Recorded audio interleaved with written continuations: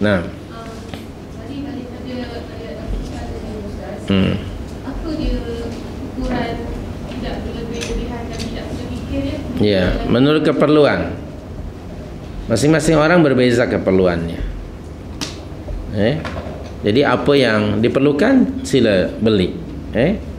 Jangan berlebihan. Kita tahulah sebagai manusia dan orang mukmin kita memerlukan katakanlah makan untuk menjaga kesehatan. Berapa keperluan kita, budget kita? Kalau ikut keinginan, selalunya kita berlebihan. Contohnya kalau Anda pergi ke pasar raya, Anda dari rumah sudah bawa list, kan? Bawa list. Asalnya Anda pakai bakul, tengok list tuh. Tapi masuk ke dalam tak cukup, bakul pakai troli. Troli yang satu pun tak cukup lagi. Bagi tahu pada anak, ambil troli lagi satu. Padahal dalam list tadi mana mak? Sudah mak telan ini. Tengok itu berlebihan. Karena memang ketika masuk ke pasar raya, masya Allah, kan? Mata ni tengok satu persatu, satu persatu. Tengok. Nah itu berlebihan. Padahal sebenarnya tidaklah diperlukan sangat. Itu diantaranya berlebihan seperti itu.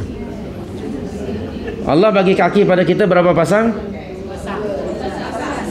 Sepasang kan kaki kan? Tapi kasut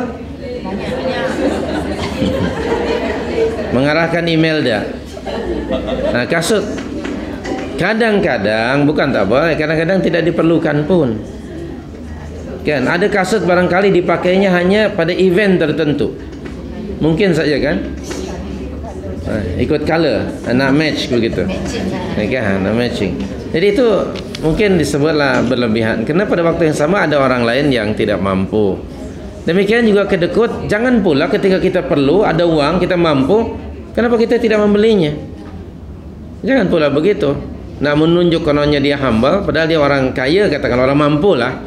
Dia hari-hari makan ikan masin aja. Nanti kurus badannya. Karena tidak thayyiban itu. Itu bukanlah orang yang sederhana, tapi kedekut. Jadi ukurannya tidaklah Allah memberikan ukuran tertentu. Makanya ayat seperti itu ya, itu disebut indefinite Allah mengatakan. Tidak berlebihan, tidak mengurangi. Tidaklah ada ukurannya. Untuk tiap-tiap orang, karena masing-masing punya keperluan yang berbeza. Kemudian masing-masing zaman berbeza juga keperluannya. Di zaman Nabi SAW mungkin sangat sederhana hidup. Zaman kita sekarang berbeza. Anda barangkali kalau ada orang tua di kampung katakanlah belanja 500 ringgit barangkali sudah cukup sebulan. Bagaimana Anda di Subang Jaya? Tentu 5.000, karena berbeza. Tapi misalnya lah begitu ya. Jadi tidak ada standar. Tanyalah kepada iman kita. Perlu atau tidak? Anda di rumah sofa sudah ada berapa? Di ruang tamu sampai sempit. Okey?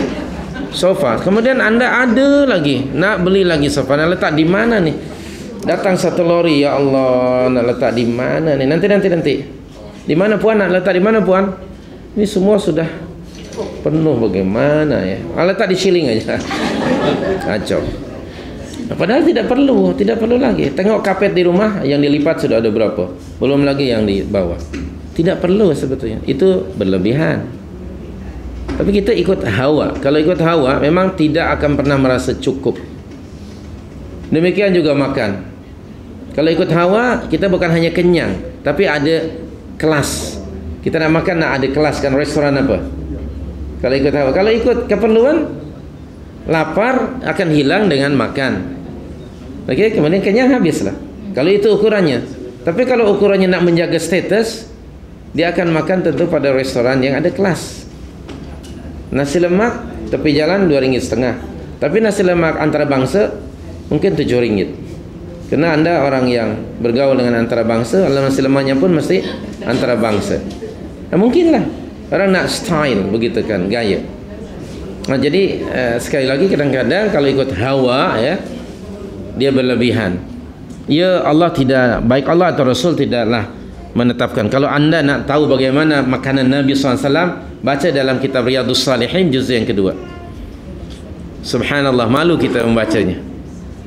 Aisyah radhiyallahu anha katanya, keluarga Muhammad sallallahu alaihi wasallam sepanjang hidupnya tidak pernah ada simpanan makanan di rumahnya untuk 2 hari berturut-turut.